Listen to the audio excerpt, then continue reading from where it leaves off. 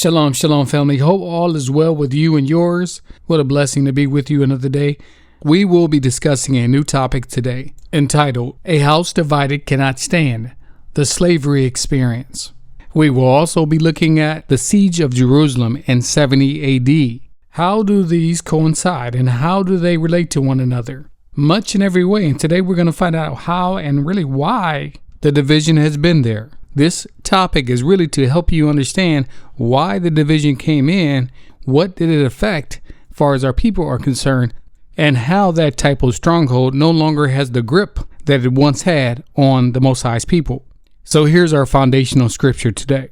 The book of Mark, chapter 3, verses 23 through 25, it reads, And he called unto them and said unto them in parables, How can Satan cast out Satan? And if a kingdom be divided against itself, that kingdom cannot stand. And if a house be divided against itself, that house cannot stand. And as we're going to see here, that this is paramount in our understanding as the children of Yah, children of the Most High. When you know the history and you are informed about what happened in the past, those same tactics should not be used against you in moving forward. We want to be sharp, knowing that Satan is our adversary. And of course, we do not want to repeat history, knowing that our ancestors failed in this regard. So I do want to start off with a trigger warning because there will be some depictions of violence and the depiction of injustice done to human beings. It's not meant to brew up any emotions. It's meant to educate so we don't make the same mistakes again. So today we're going to be looking at two key figures who were enslaved during the transatlantic slave trade. But before that, we need to look at how division is used to keep a slave under control. We can see by record that there are some slaves that worked in the field, and then there's others that worked in the homes. They worked in the house. There were also rewards given for those who behaved a certain way and those who did not.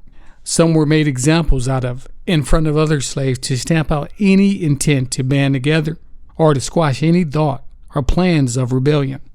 Also, as we're going to see, this idea to separate loved ones, separate friends and family members from one another was also a method used to keep the slave divided so that the control mechanisms could stay in place. This practice was part of the curse as mentioned in Deuteronomy 28, and we are still seeing the results of this even to this day.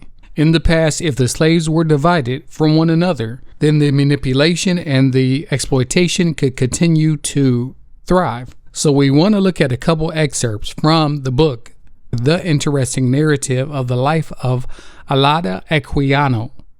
Who was Alada Equiano? Born in 1745, Equiano was a formerly enslaved African who became a prominent abolitionist, a writer and explorer. So Alada Equiano wrote a book about his life, his experiences as being a slave, being born in Nigeria, in Igbo land. What we do know about the Igbos is that their tradition says that the sons of Gad, Eli, Areli, and Arodi, were the first to leave the Israelites and migrate into the land of Nigeria, and then ultimately settling there in Nigeria. Now we know that they were not the only tribe. There is record that there are other tribes that went down as well into this land and also assimilated with the Igbos. Equiano does draw parallels to biblical customs and traditions of the Israelite people in the Bible to his own people, Igbo people growing up. He describes his life as a slave. So he goes over that in his book. It's an interesting read. We're going to pull from this book. We're going to look at a couple of excerpts to look at the ways that division was crafted and planned and then orchestrated to keep the people supplanted and controlled in their servitude condition. One day, when all the people were gone out to their works, as usual, and only I and my dear sister was left to mind the house, two men and a woman got over our walls, and in a moment seized us both, and without giving us time to cry out or make resistance, they stopped our mouths and ran off with us into the nearest wood. Here they tied our hands and continued to carry us as far as they could till the night came on, when we reached a small house where the robbers halted for refreshment and spent the night. We were then unbound, but unable to take on any food, and being quite overpowered by fatigue and grief, our only relief was some sleep, which allayed our misfortune for a short time. The next morning we left the house and continued traveling all day. For a long time we kept the woods, but at last we came into a road which I believed I knew. I had now some hopes of being delivered, for we had advanced but for a little way before I discovered some people at a distance, on which I began to cry out for their assistance. But my cries had no other effect than to make them tie me faster and stop my mouth. Then they put me in a large sack. They also stopped my sister's mouth and tied her hands, and in this manner we proceeded till we were out of the sight of the people. The next day proved a day of greater sorrow than I had yet experienced, for my sister and I were separated while we clasped in each other's arms. It was in vain that we besought them not to part us. She was torn from me and immediately carried away, while I was left in a state of distraction not to be described. Skipping down, it reads, O you nominal Christians, might not an African ask you? Learn you this from your God, who says to you, Do unto all men you would men should do unto you? Is it not enough that we are torn from our country and friends to toil for your luxury and lust of gain? Why are parents to lose their children, brothers their sisters, or husbands their wives? Surely this is no refinement in cruelty which, while it is no advantage to atone for it, thus aggravates distress, and adds fresh horrors even to the wretchedness of slavery. So Lada Equiano is asking valid questions here. However, one needs to but look into the book of Leviticus and book of Deuteronomy. It spells out these causes. However, he's asking valid questions in how the people are being treated. Okay? We know that the Most High's people have been hated around the nations. Slavery was cold. It was very inhumane. But if we look at the division and the separation of the people, we see that the main goal was to divide and conquer. All right, next we want to look at Frederick Douglass. We know that Frederick Douglass was born in 1818 and he died in 1895. Frederick Douglass was also enslaved at a very young age. We know him to be an abolitionist. He escaped slavery. He became a writer and an orator. There are a lot of things written about Frederick Douglass, but what we want to do is we want to pull again an excerpt of his condition. So we are going to look at, from his eyewitness account, the tactics that was used to keep the slaves separated and divided. So looking at chapter 2, page 1, it reads this: My mother and I were separated when I was but an infant, before I knew her as my mother. It was a common custom in the part of Maryland from which I ran away to part the children from their mothers at a very early age. Frequently, before the child has reached his 12th month, its mother is taken away from it and hired out on some farm a considerable distance off, and the child is placed under the care of an old woman too old for field labor. For what this separation is done, I do not know, unless it be to hinder the development of the child's affection towards his mother, and to blunt and destroy the natural affection of the mother for the child. This is the inevitable result. I never saw my mother, to know her as such, more than 4 or 5 times in my life, and each of these times were very short in duration and at night. Skipping down to page 12, it reads this: The home plantation of Colonel Lloyd wore the appearance of a country village. All the mechanical operations for the farms were performed here. The shoemaking and mending, the blacksmithing, the cartwrighting, coppering, weaving, and grain grinding were all performed by the slaves on the home plantation. The whole place wore like a business-like aspect, very unlike the neighboring farms. The numbering of houses, too, conspired to give it advantage over the neighboring farms. It was called by the slaves the Great House Farm. Few privileges were esteemed higher by the slaves of the out farms than that of being selected to do errands at the Great House Farm. It was associated in their minds with greatness. A representative could not be prouder of his election to a seat in the American Congress than a slave on one of the out farms would be of his election to do errands at the Great House Farm. They regarded it as evidence of great confidence reposed on them by their overseers, and it was on this account, as well as a constant desire to be out of the field from under their driver's lash, that they esteemed it a high privilege, one worth careful living for. He was called the smartest. So Frederick Douglass is describing his experience there where he was at, and he's giving us another example of the division that was taking place, pitting the people pretty much against each other. That's what would ultimately happen. There was inevitable competition because people want to get out of the field. They want to get to those better opportunities, privileges, so they can get out of the field, get away from the lash of the overseer. So this is another example of how that was done. That division just drives a wedge between the people. If I could just show massa that I can do a little bit better, then, and I'm sure that was in the minds of many, or at least some of those slaves wanting to get ahead, wanting their lives to be better. And as we know, part of the curse is that the eye for your brother would be evil, it'd be tender towards your brother. And when you have this type of wicked system, you're going to get these type of wicked results.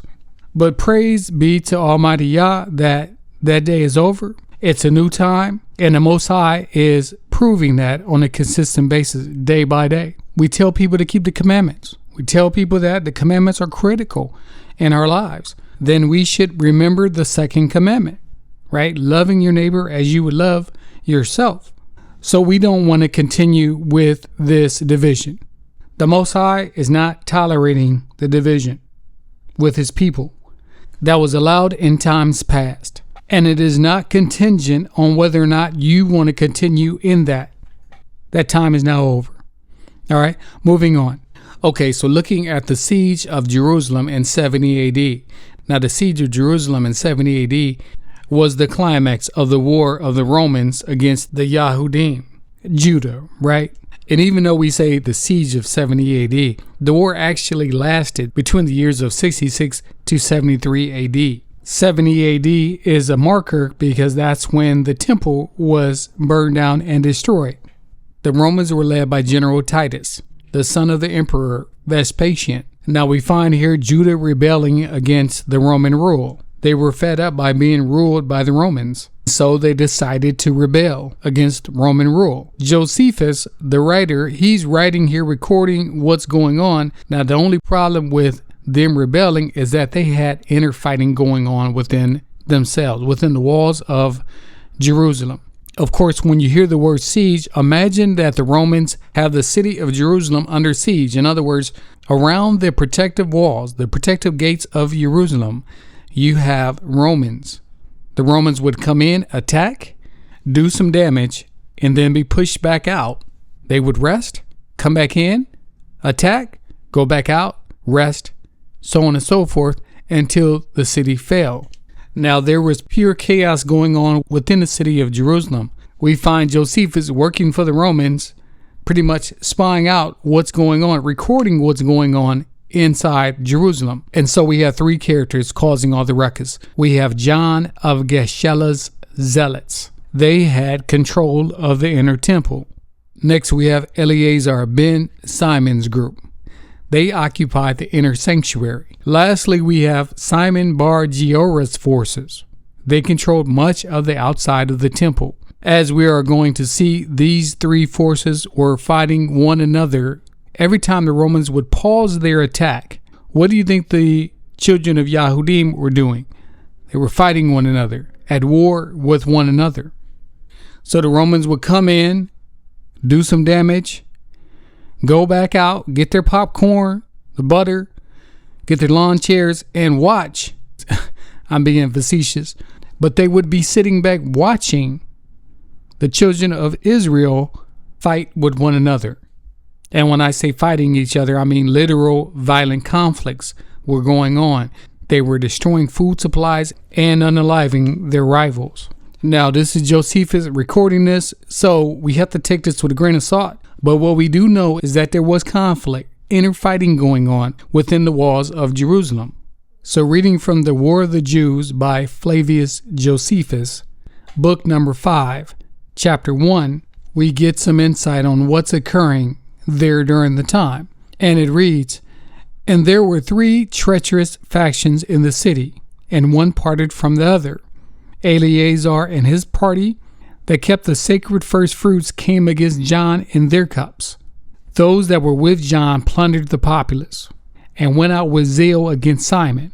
This Simon had his supply of provisions from the city in opposition to the seditious.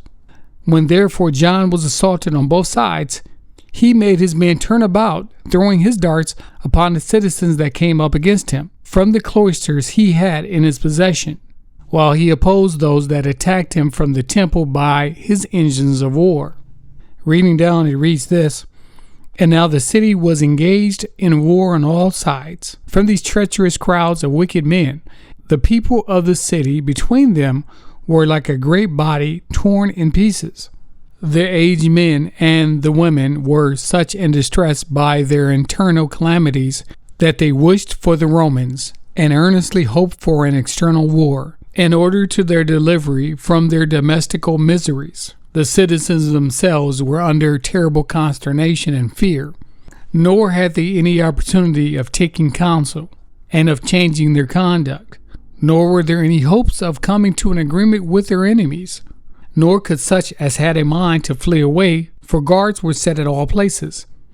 And the head of the robbers, although they were very seditious one against another in other respects, yet did they agree in killing those that were for peace with the Romans, or were suspected of an inclination to desert them as their common enemies. They agreed in nothing but this, to kill those that were innocent. The noise also of those that were fighting incessant, both by day and by night. All right, so there's a lot of reading here. We're going to just take those excerpts and just glean from those. So what are we seeing here? We're seeing that the children of Judah are fighting with one another. 3 factions are fighting with one another. The Yahudim. Now we know the end result of this war, and we know what happened. They lost. Right? Now, if we go back to that earlier scripture, we use our foundational scripture, a house divided cannot stand. This was obviously a principle and an understanding that the children of the Yahudim just did not have. And if we're going to be honest, family, this is the natural branches of the vine. Okay? Those who are natural branches of the vine, this sounds all too familiar. This is almost like a record skipping for those of you who are into vinyl. But this is something we need to understand. That day is now over. Now, that doesn't mean that there's still not infighting going on, because we know that there is. What they fail to realize is that the Most High is not tolerating that anymore. So they can continue on, God forbid, but the time for that season has elapsed. We have crossed the threshold. The 400 years are over. It's a new day. And I know that we have heard that before, but it really is a new day. So they can continue on in their division, in their fighting with one another. But what they're going to find out is that the Most High is going to bring down judgment swiftly. Judgment is already coming down on the land. Do you not see it? Maybe you don't. But that does not change the reality of things. The beautiful thing is that our people are coming together. Still a small number when you look at the totality, but many of us are coming together. We are supporting one another.